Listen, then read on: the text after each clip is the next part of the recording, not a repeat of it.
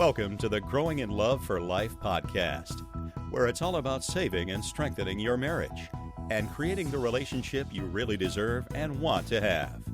And now, from growinginloveforlife.com, relationship and marriage coach and best-selling author, your host, Liam Naden.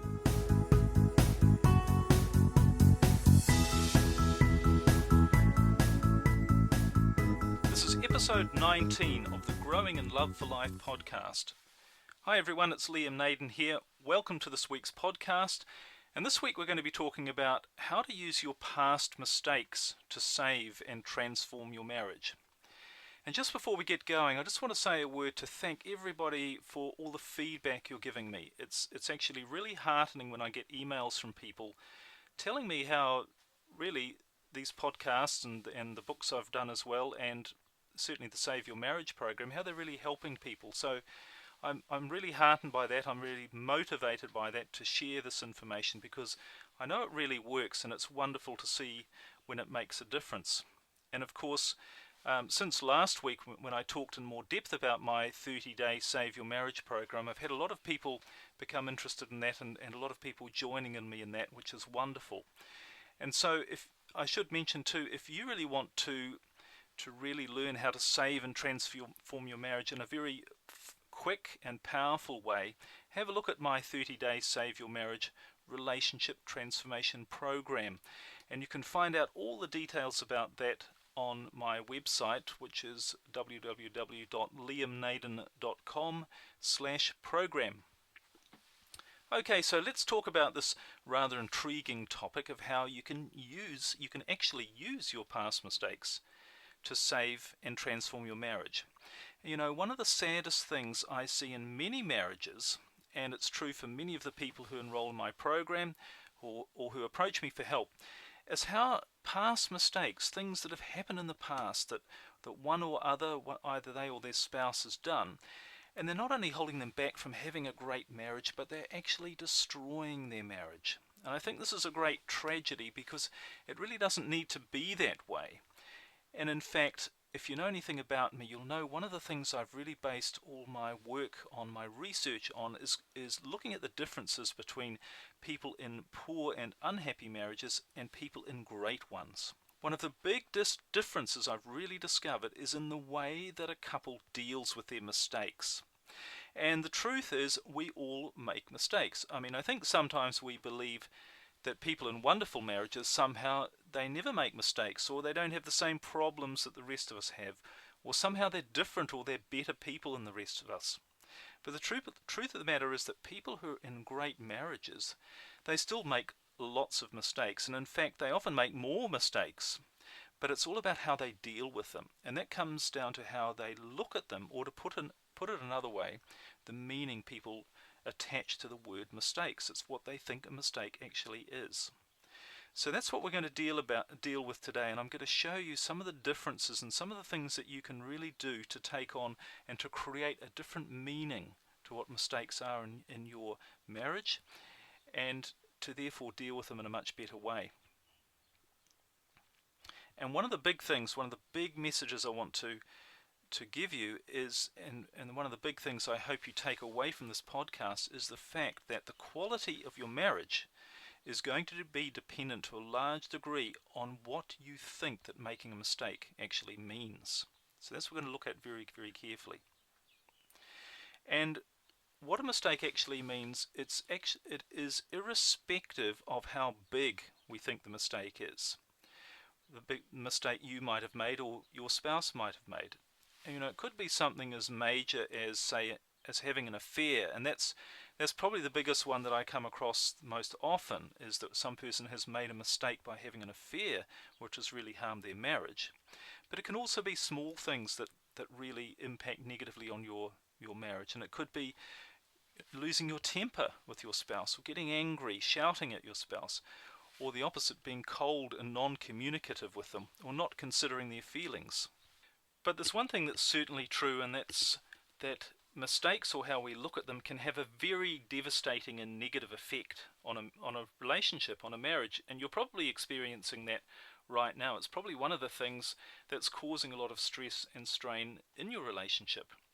So let's just have a look at some of the effects that looking at mistakes in the wrong way or dealing with them in the wrong way, some of the negative effects that's going to have. And these are some of the things that I've seen, not only in other people's relationships and helping them through my program and through other things, but also in past relationships I myself have had. So I know that these are very real.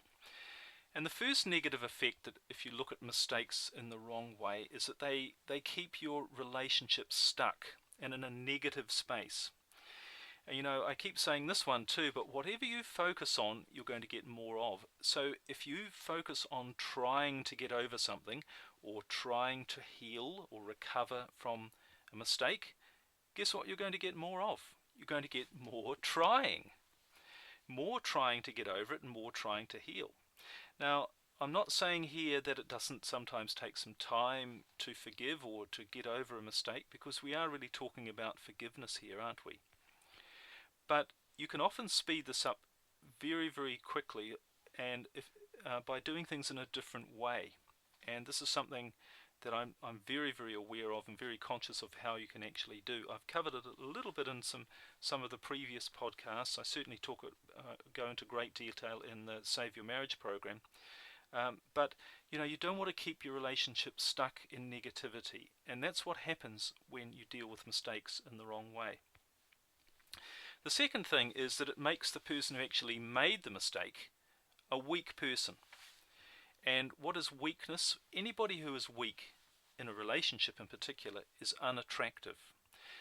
And this, I'm sure you will know this feeling. If you've made a mistake and you're trying to get your spouse to forgive you for it, or you're feeling bad about it, you're feeling bad about yourself. And if you're feeling bad about yourself, you're feeling weak. You are being weak, and you're not going to be attractive to your spouse. So that's really important to know, that if you've made a mistake, then dwelling on it or looking at it in the wrong way, or trying to heal yourself or heal your spouse from it, is actually going to have the opposite effect. And later in the podcast, I'm going to show you some of the things that you can do that are the opposite, that are much, much more effective. And the third negative effect of that a mistake in a relationship can often have is that if you look at it in the wrong way, what it does, it creates an imbalance of power in the relationship. So you've obviously got the perpetrator of the mistake. That's the person who made the mistake. So if that was you made a mistake. Maybe you had an affair, or you treated your spouse badly in a certain way, but you made a mistake. And then, of course, on the other hand, your spouse is the person who is the victim, if you like, of that mistake. So what that creates is an imbalance, and that's not good, because the one thing I've noticed about great relationships is that there is a power balance between the two people in it. They're equally balanced. There's this sense of equal power, and that's very, very important in a great marriage, and we'll talk about that a bit later. And the fourth negative consequence of looking at mistakes, or having made mistakes in the wrong way, is that it takes the couple away from the one place where you want to be. And the one place you want to be is right here, right now. And you want to be in a happy, easy, fun, loving relationship right now. Because the truth is, and this is pretty obvious, but mistakes are always things that have happened in the past. But if we keep focusing on overcoming them, it keeps us in the past. And that keeps us away from the only important place, which is right here, right now. Okay, but so let's look at what are mistakes really. Now, when I started to look into this originally, I thought, well, the first place, if you want to know anything, is a good place to start, is the dictionary. So I went and got a dictionary definition of what a mistake is, and this is what the dictionary says, and I quote, it says, a mistake is an error or fault resulting from defective judgment, deficient knowledge, or carelessness. An error or fault resulting from defective judgment, deficient knowledge, or carelessness. So let's have a look at this and see what this really means, and see what it can tell us about how we might be able to use mistakes in a positive way in our marriage rather than a negative way. So the first thing it says, it's defective. So that means it's something that comes from not being perfect. Okay, that's pretty obvious. But here's some good news for you, and many people seem to have forgotten about this one. No one on the planet is perfect.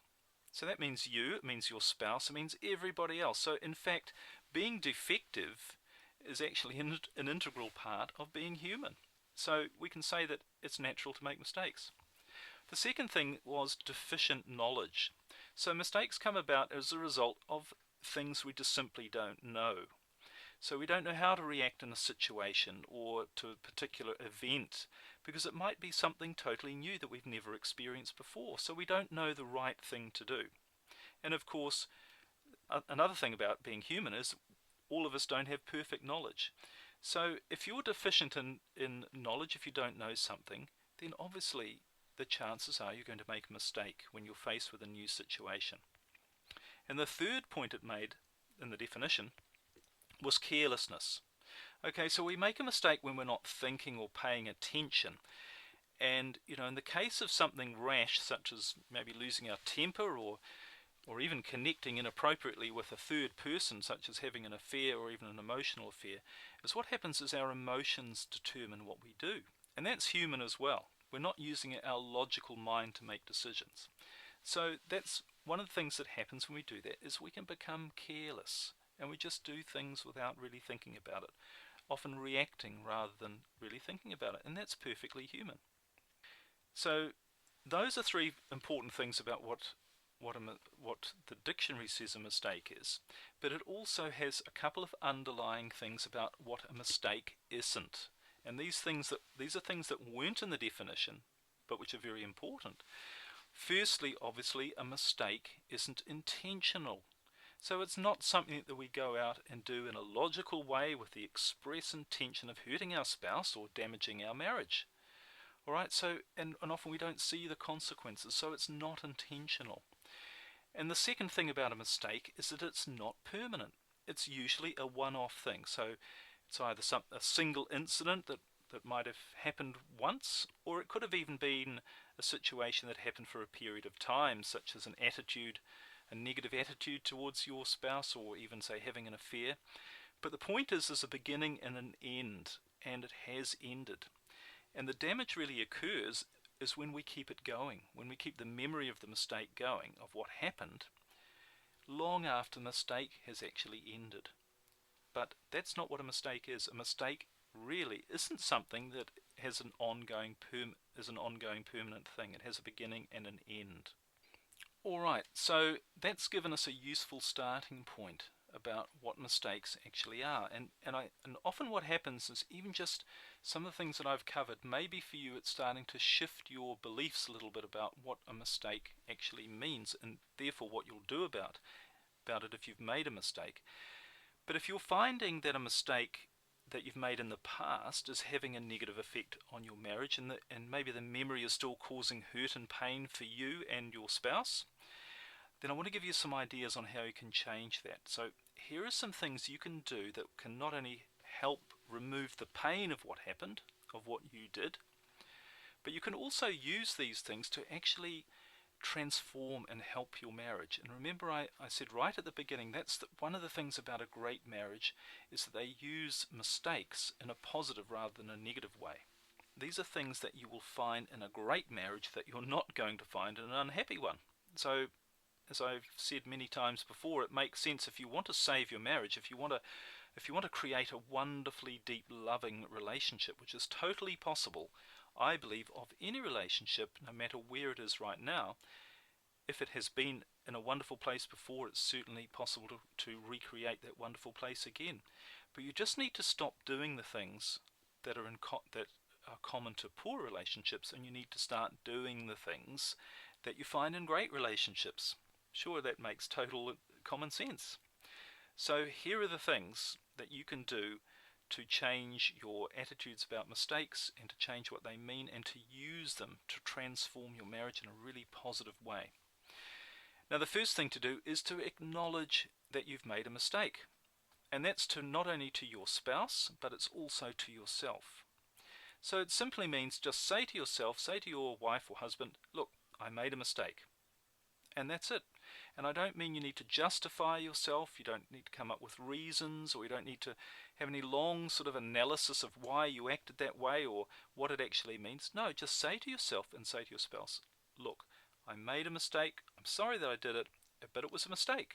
Nothing more, nothing less. That's the first thing, really important. The second thing is to stop apologizing for having made that mistake. Now look, if you make a mistake, obviously you should apologize for it. But once is enough, seriously. Remember our definition of what a mistake is, or the dictionary definition. It's an error or fault resulting from defective judgment, deficient knowledge, or carelessness. And remember, it's something that's human.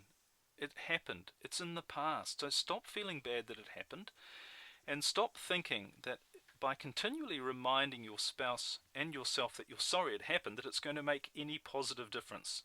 It won't. All it's going to do, if you keep doing that, is just distract you from doing and thinking the things that are really going to make a positive difference to your marriage. So stop apologizing for it. I'm sure you've already done it once at least. You don't need to do it again. Promise yourself you will no longer apologize for that mistake. And the third thing is, and again this is very powerful, don't be responsible for your spouse's feelings. You know, look, the minute anyone takes responsibility for anyone else's feelings, you're never going to get true harmony in a relationship. And in fact, I really believe that learning to take full and total responsibility for our own feelings is one of the greatest lessons in achieving happiness and fulfillment in our whole life. It's one of the best things you can ever learn. So, you know, don't take away that opportunity from your husband or your wife. And sure, it's going to be hard. They might keep blaming you. They might keep wanting to make you feel guilty. They could well even continue to get emotional about it, and they might even threaten your relationship with it. And this often happens. I don't know if I can forgive you for what you did in the past, so I don't know if we can carry on. It might mean because you did that, it might mean the end of our relationship. You know, that happens a lot. But at the end of the day, and this is the honest truth here, this is all their problem. And you're not going to see any true progress towards creating a really happy marriage until you and your spouse both start learning to take responsibility for your own feelings. Okay, look, they're an adult. You're an adult, they're an adult. They can learn to be responsible, but only if you don't keep taking responsibility away from them. So allow them to learn how it is, or to learn how to be responsible for their own feelings, and you learn how to be responsible for your own feelings. And if that's all that you did, your relationship would be absolutely transformed. Okay, so the fourth thing is, look for the other side of the mistake. Now, in everything there are two sides. There is definitely a positive side to you having made a mistake.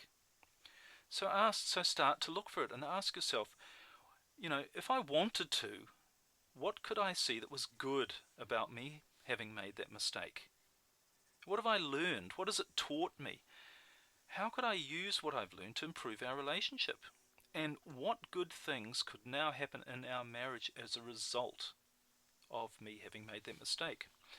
Because, you know, often mistakes are small reminders of what's not right in our relationship, and they, if you like, they give you a bit of an advance warning on something that perhaps if you carried on doing that, could have had really disastrous effects on your marriage. So think, for instance, you know, if you get angry with your husband or your wife and you lash out at them, you know, you realize afterwards that's a mistake, I shouldn't have done that. But why have you done that? Maybe you're stressed. Maybe you're not getting your real needs met in your relationship, in your marriage. So it's a sign of an underlying cause. So, and maybe if you realize that, and you can ask yourself what that actually means, then you can go on to look at, well, how do I get my emotional needs met in my marriage? You know, perhaps if you had an affair with somebody else and it was a mistake. All right, what does that actually mean? If you look, what's the positive side of having had an affair? And I've talked about this in more detail in a previous podcast. We talked about affairs, but the fact is, you know, an affair is usually, you could look at it positively and say, well, it's a good thing I had this brief fling because it pointed out that there's not enough fun and intimacy in our marriage, and that we've stopped doing the things together that used to make it fun. And I've stopped appreciating my wife or my husband for the wonderful person that they are. So it's like a wake-up call. It's been good that it happened, because it's been a wake-up call for me to really put a lot more effort and awareness into those things that are going to make our marriage great, rather than just letting it slide quietly. So ask yourself those questions. You'll be amazed what you come up with. And the next thing is, and this is what we're going to do now, I think you need to create a new definition for the word mistake. Now remember the old definition. This is the dictionary definition. And I think it's the definition that nearly all of us think about when we think of the word mistake, which is an error or fault resulting from defective judgment, deficient knowledge, or carelessness. But when you think about it, that's quite a negative thing, an error or a fault. That sounds like something that you're doing wrong. But in actual fact, and this is one thing that I've learnt from looking not only at people with great relationships, but with people with great lives, is they have actually a completely different definition of the word mistake.